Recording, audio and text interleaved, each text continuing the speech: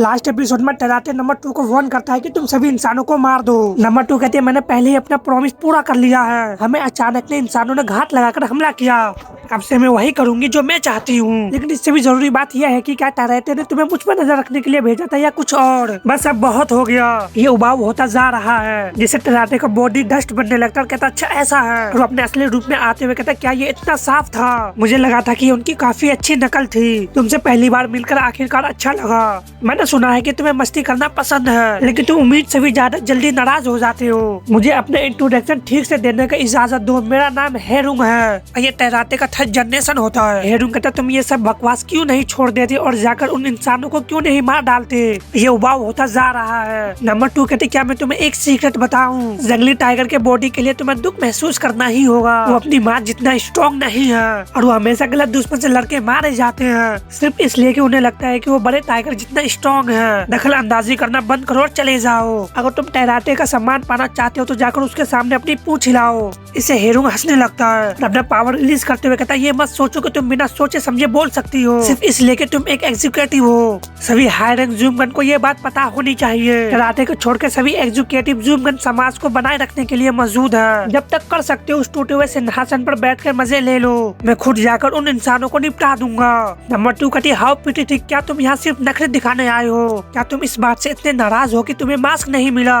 हेरुन कहता तुम्हें उस मास्क के लिए ग्रेटफुल होना चाहिए, यही एक रीजन है कि तुम अभी भी जिंदा हो। बिना दांत वाले टाइगर को अपनी बची हुई जिंदगी के मजा लेने चाहिए, मैं सब कुछ संभाल लूंगा। दूसरी तरफ देखते आलिया एक पेपर को उड़ा रही होती है। नूरी कहती मैंने देखा कि जब इस इन्विटेशन पे फूंक मारती हो तो ये एक्टिवेट हो जाता है, इससे तुम्हें सोर्स की जांच करने में मदद मिलेगी। एग्जाम्पल के लिए अगर तुम इस पे सीधे फूंक मारते हो इन्विटेशन एक अलग दिशा में प्रभावित होगा। आलिया कहती वो सही कह रही थी, ये तो अलग अलग दिशा में जा रही है, शायद हमें इसी दिशा में आगे बढ़ने की जरूरत है। तभी पेपर नीचे गिर जाता है जिससे आलिया कहती है रुको, क्या मैंने इसे ठीक से हवा नहीं दिया कि ये तुरंत ही जमीन पे गिर गया। यूरी कहती एक्सक्यूज मी, क्या तुम मुझे एक बार फिर से माफी मांगने का मौका दोगी, मैंने पहले ठीक से माफी नहीं मांग पाई थी। आलिया कहती क्या तुम सच में दोबारा माफी मांगने की कोशिश कर रही हो, और चिढ़ते हुए कहती है चौंगवान से निकलने के बाद से तुम 5000 से भी ज्यादा बार माफी मांग चुकी हो, बस बहुत हो गया, कोई बात नहीं। इससे यूरी काफी ज्यादा खुश हो जाती है, कहती सच में क्या इसका मतलब है कि तुमने मुझे माफ कर दिया। आलिया कहते बिल्कुल भी नहीं, लेकिन अब बस करो। और मिराई से कहती है मिराई क्या तुम इन्विटेशन को हवा नहीं कर सकते।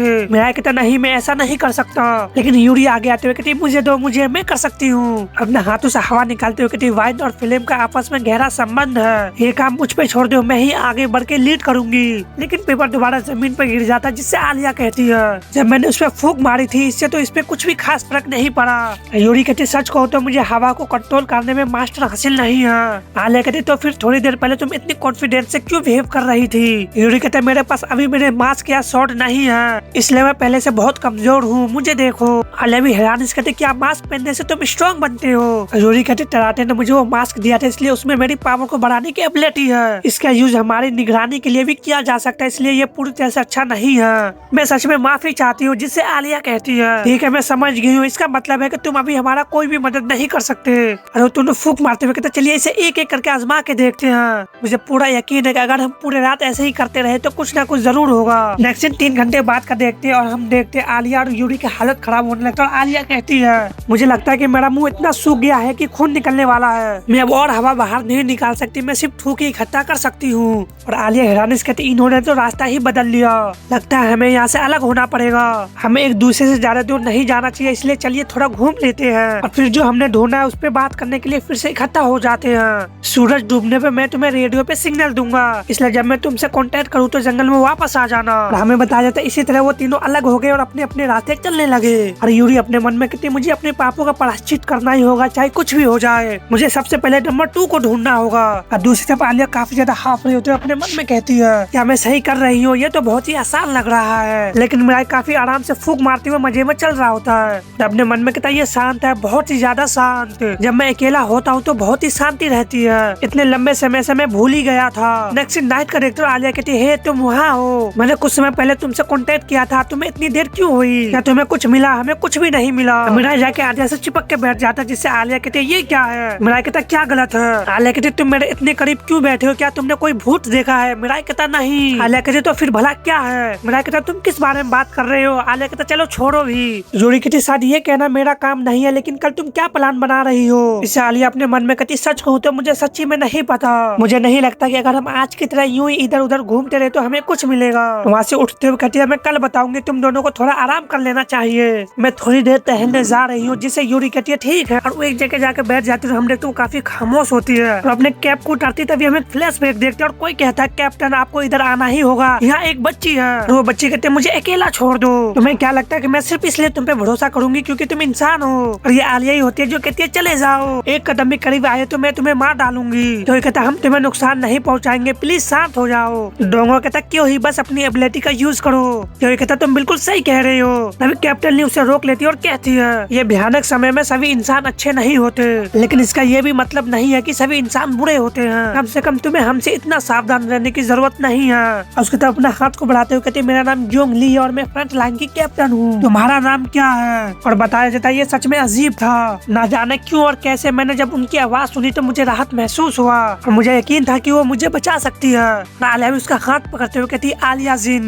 कैप्टन ली कहती अच्छा ऐसा है, और उसे अपने कैप देते हुए कहती अगर तुम यहीं पे रुकोगी तो तुम्हें सर्दी लग जाएगी, खड़े हो जाओ और हमारे साथ आओ। ये सब सोचकर आलिया काफी उदास हो रही होती है और कहती क्या मैं अच्छा काम कर रही हूँ, क्या मैं तुम्हारे जाने से वो खालीपन को भर पाऊंगी? तभी कोई कहता एक्सक्यूज मी, क्या मैं तुमसे कुछ रास्ता पूछ सकता हूँ? आलिया पीछे और देखते हुए कहती कौन? और फिर वो काफी हैरान रह जाती है और ये हीरोइन होता जो कहता रुको तुम तो इंसान हो, मुझे बहुत खुशी है कि मैंने मुलाकात तुमसे हुई, मुझे एक इंसान से कुछ पूछना था।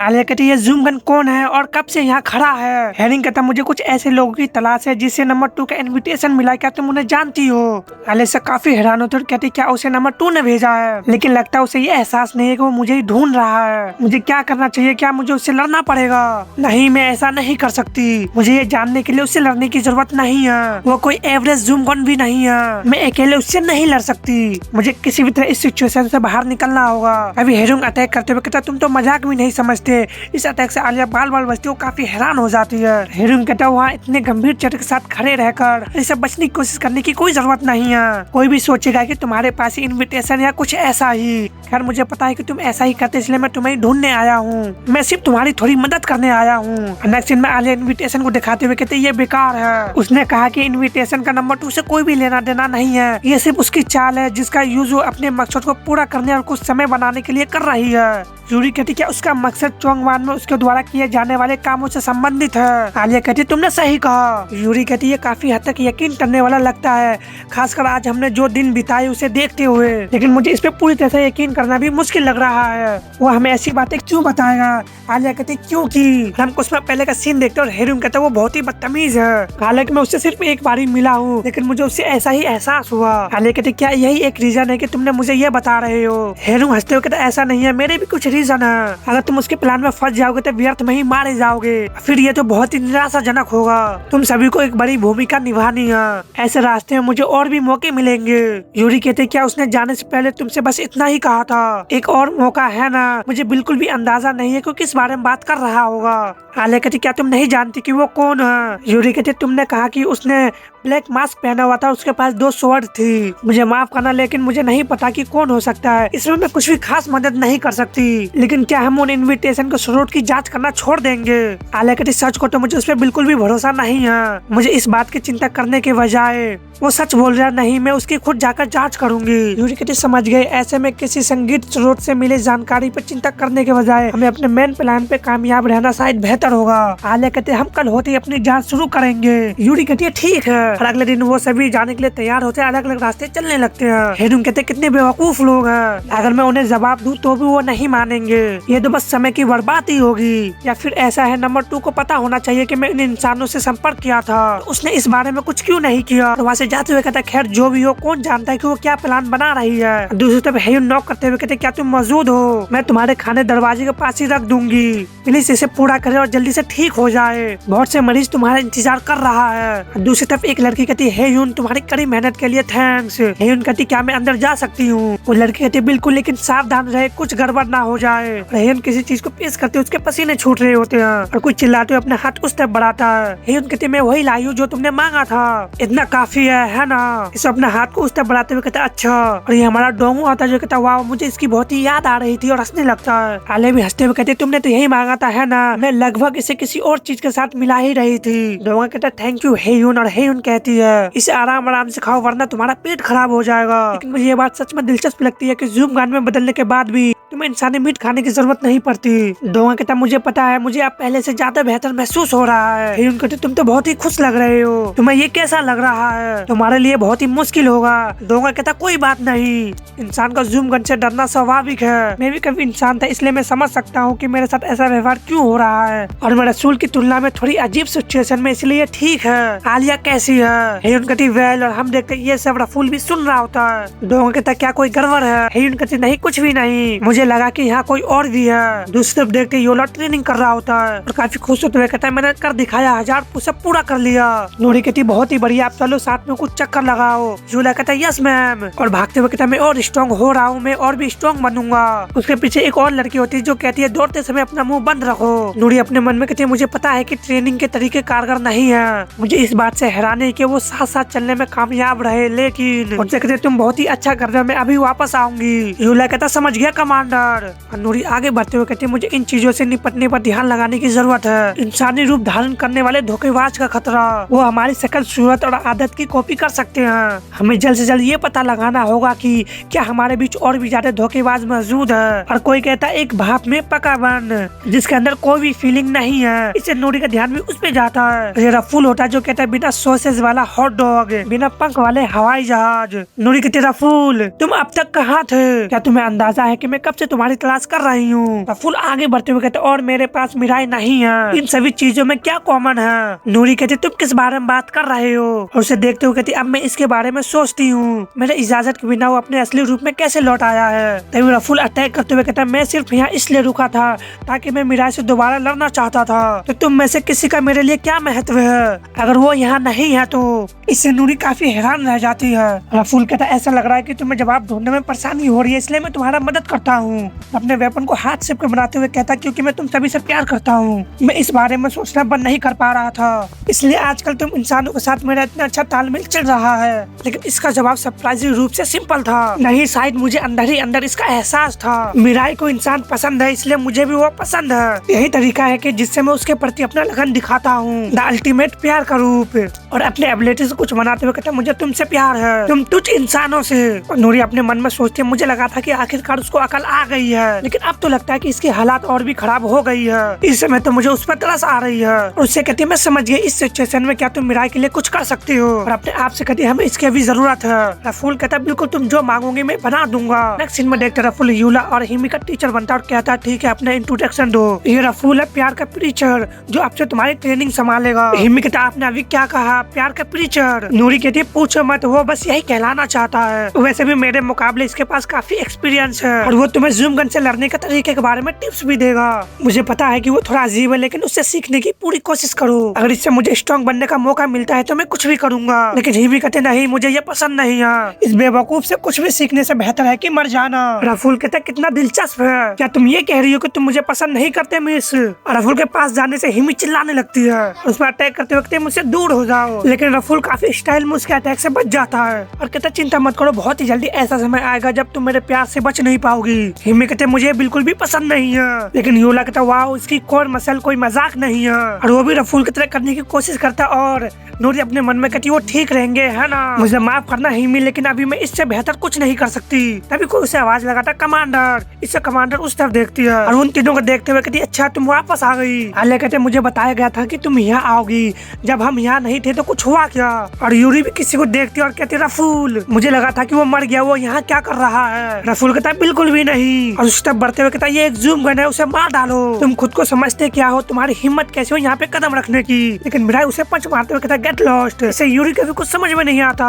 जिनमें आलिया नूरी को हर चीज बता देती है, जिससे नूरी कहती है तुम्हें एक मिस्टीरियस ज़ूम गन से जानकारी मिली, लेकिन तुमने उसे नजरअंदाज करना चुना और इन्विटेशन की जांच करना जारी रखे और तभी तुम्हारी नजर उन ब्रेसलेट पे पड़ी। आलिया कहती हाँ मिराई और यूरी के पास पास भी एक एक है। इनविटेशन हमें पहाड़ी के बीच एक छोटी सी गुफा तक पहुंचाया, जहां हमें 3 ब्रेसलेट मिले। इसके आप ब्रेसलेट अपने आप ही हमारे हाथ से जुड़ गई। हम इन्हें खींच कर निकाल नहीं सकते या काट नहीं सकते, लेकिन अभी तक हमें कोई भी बदलाव नहीं आया है। मुझे लगता है कि जिस जूमगन से हमारा सामना हुआ था वो सच बोल रहा होगा। मुझे लगता है कि उसने हमें इनविटेशन इसलिए दिया ताकि उसे कुछ समय मिल सके। नूरी कहती तुम्हारा मतलब चौकवान पे हमला करने से है। आलिया कहती हाँ मुझे ऐसा ही लगता है। कमांडर नूरी खामोश हो जाती, उसके हाथ के ब्रेसलेट को देखने लगती है और कहती अच्छा ऐसा है, इसलिए वो कल से पहले या 1 महीने के भीतर हमला कर सकती है। मुझे नहीं लगता कि उसे अपने खेल जारी रखने में ज्यादा समय लगेगा। अब से डिस्ट्रक्शन डिपार्टमेंट की प्राइमल वरान चोंगवान किसी भी सिचुएशन के लिए तैयार रहनी चाहिए और बताया जाता है किसी भी पल होने वाले हमले के लिए तैयार रहना। कमांडर नूरी चोंगवान के पूरे आर्मी को मजबूत कर रही है। काफी समय से फ्रंट लाइन के सभी मेंबर इंडिविजुअल ट्रेनिंग कर रहे हैं। नेक्स्ट में कोई कहता रुको, मैंने कहा था कि वही ठीक है, लेकिन मिराई कह रहा था इसका नाम यूडा उडा है, जिसे यूरी हैरान कहती क्या मजाक करना बंद करो, क्या पता वो सच में तुम्हारी बातों पे यकीन कर ले। और हेयन उसे देखकर डर रही होती है। फिर जीसन हंसते हुए कहती जैसा किसी का नाम यूडा उडा हो सकता है। यूरी कहती नहीं नहीं मेरा नाम यूरी है, तुम्हारा मेरा नाम पता तो होना ही चाहिए, मुझे चिढ़ाना बंद करो। नेक्स्ट में वो सभी खाना खाने बैठते हैं और जीसन कहती चलो सब लोग खाना खाते हैं। मैंने कुछ खाना तैयार किया क्योंकि मैंने सुना था कि मिराई वापस आ गया है। यूरी कहती बीच में वो क्या है, क्या वो खाना है? मिराई कहता हाँ। यूरी कहती सच में तुम्हें पूरा यकीन है? और जीसन अपने मन में कहती मैंने सुना था कि वो क्रिम्सन गैंग की एक एग्जीक्यूटिव थी, उसे आसानी से मिराई के आसपास की उम्र की बच्ची समझा जा सकता था। हालांकि इंसान और जूमगन के नजरिए अलग अलग है, उनकी चाहत उनके अनुमान से कहीं ज्यादा समान हो सकती है। खैर मुझे लगता है कि जूमगन पहले इंसानी हुआ करते थे। और यूरी को खाना देते हुए कहती अब संकोच मत करो, बस थोड़ा सा ले लो, मुझे यकीन है कि तुमने इस तरह की चीजें बहुत समय से नहीं खाई होगी। यूरी कहती खैर ये बात है कि जेसन रोते हुए कहते क्या तुम्हें भी लगता है कि मेरी करी बहुत खराब लग रही है? मैंने इसे बनाने में अपना पूरा दिल और जान लगा दी। यूरी कहती नहीं नहीं मेरा मतलब ये नहीं था। मिराई कहता कुछ लोगों को ये पसंद आया, क्या पता शायद तुम्हें भी ये पसंद आ जाए। यूरी कहते मुझे स्वाद से कोई भी दिक्कत नहीं है, बस बहुत समय हो गया कि जब मैंने किसी के साथ खाना नहीं खाया था। खाना देखते हुए कहती ठीक है फिर बस थोड़ी सी ट्राई किया जाए। और अपने मन में कहती है डिनर और दूसरे लोगों के साथ भी। और अपने चम्मच को करी में डालते हुए जूमगन के साथ बिताए हुए टाइम को याद करने लगती है और चम्मच को अपने मुंह की ओर ले जाने लगती है। फिर वो एक चम्मच की बाइट लेती है जिससे उसे अपने अकेलेपन का याद आने लगता है। फिर उसे अपने फादर के साथ बिताए हुए इंसानी दिन याद आने लगते हैं, जो कहते इधर आओ यूसान, क्या मैं इसे सही तरीके से कर रहा हूँ, तुम्हें यही करना चाहिए है ना? यूरी कहती ये मत कहो कि तुम्हें अंडा भी तलना नहीं आता, आपने अंडे के सफेदी को जल्दी से अलग क्यों नहीं किया? उसका फादर कहता मुझे लगा था कि इसे पकाने का यही सबसे सही तरीका है। ऐसे यूरी की आंखों से आंसू टपकने लगते हैं जिससे वो सभी हैरान रह जाते हैं। जीसन कहती क्या हुआ, क्या हमने कुछ गलत कह दिया? हेयुन कहती अरे नहीं, क्या इसका स्वाद इतना खराब है? जीसन कहती क्या इस पे रोना इतना बुरा है? और दूसरी तरफ नंबर 2 अपनी क्यूब बनाने लगती है और हंसने लगती है और कहती है ऐसा लगता है कि सभी लोग काफी मजे ले रहे हैं, लेकिन अब वास्तविकता में लौटने का समय आ गया है, क्या तुम सहमत नहीं हो? और दूसरी तरफ यूरी कहती मुझे माफ करना, मैं बस। तभी पूरा चोंगवानी हिलने लगता है। अब वॉकी टॉकी से आवाज आता क्या आप इसे देख रहे हैं कमांडर? नूरी कहती क्या हुआ? वॉकी टॉकी से आवाज आता बड़ी संख्या में नंबर 2 की डॉल आ रही है एंटर डोर्स के पास वाली बाहरी दीवार पर अभी। नूरी अपने मन में कहती तो आखिरकार तुम यहाँ आ गई हो। नंबर 2 नूरी कहती अटेंशन ऑल यूनिट, अब तुम ऑफिशियल तौर पे बैटल में शामिल हो चुके हो, अपने आप को बचाने के लिए तैयार हो जाओ। प्रीमियर गार्ड बिल्कुल वैसे ही आगे बढ़ो जैसे तुमने ट्रेनिंग किया था। मुझे हर जोन के सभी स्क्वाड लीडर की जरूरत है ताकि जूमगन को अंदर आने से रोका जा सके।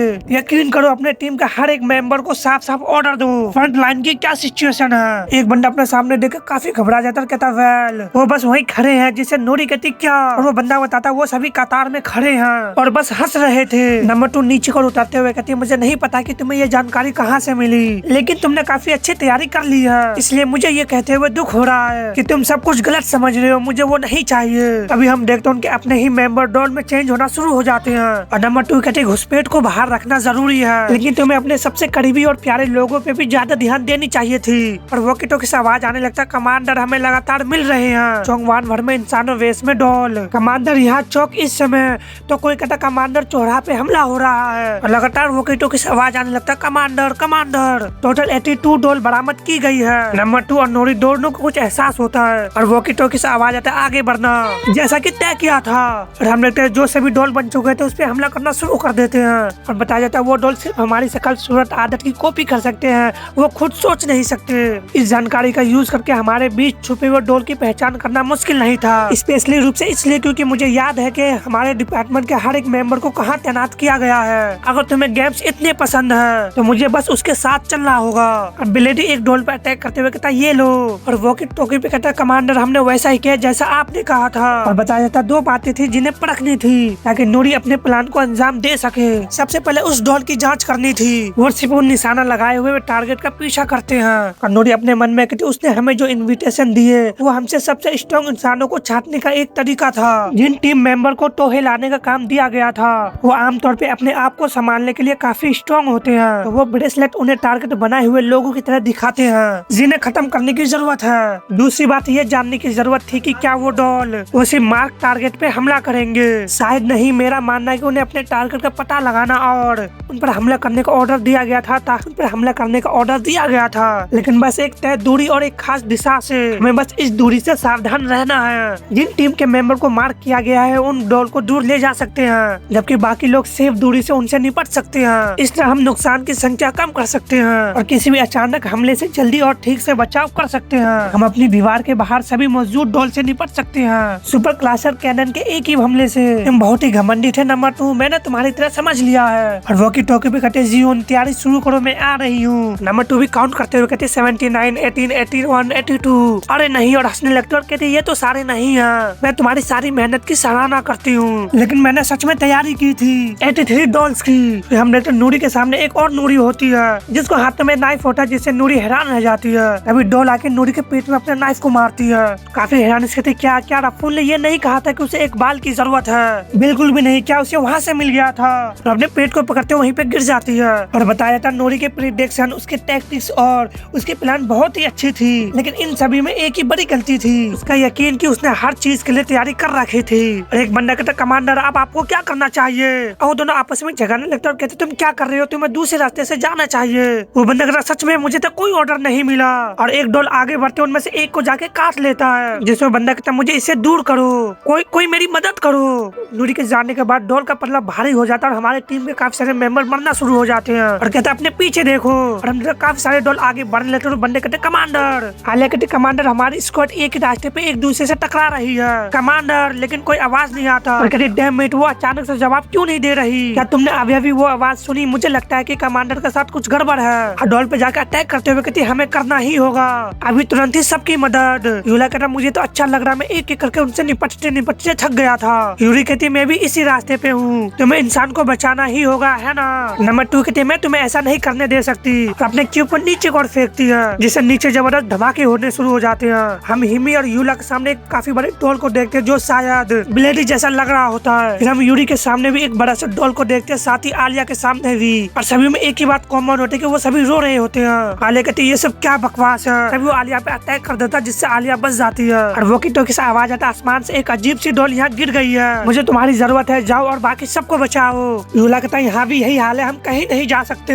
यूरी तुम्हारा क्या ख्याल है? यूरी कहती मैं भी यही सोचती हूँ, मुझे नहीं लगता कि ये कमीना इतनी आसानी से हार मान लेगा। आलिया अपने मन में कहती ये तो बहुत ही बुरा है, अगर ऐसा ही चलता रहा तो हमें तो बहुत ज्यादा नुकसान हो सकता है। लेकिन नंबर 2 हंस रही होती है और कहती इसमें कोई मजा नहीं है, मुझे मत बताओ कि तुम इतना भरोसा बस इसी वजह से कर रहे थे। हम नूरी को देखते जो हारते हुए किसी तरह से वॉकी टॉकी तक पहुंचती है। अपने मन में कहती अब कुछ भी नहीं किया जा सकता, मैंने नुकसान को कम से कम रखते हुए इसे खत्म करने की कोशिश किया। अभी नंबर 2 को भी कुछ एहसास होता है और जब अपने कार्ड को पलटती है तो हैरान रह जाती है। नूरी कहती मैं तुम पे भरोसा कर रही हूँ। हम जोकर को कार्ड को देखते जो हमारी मिठाई को दर्शा रहा होता है, कहता मिठाई।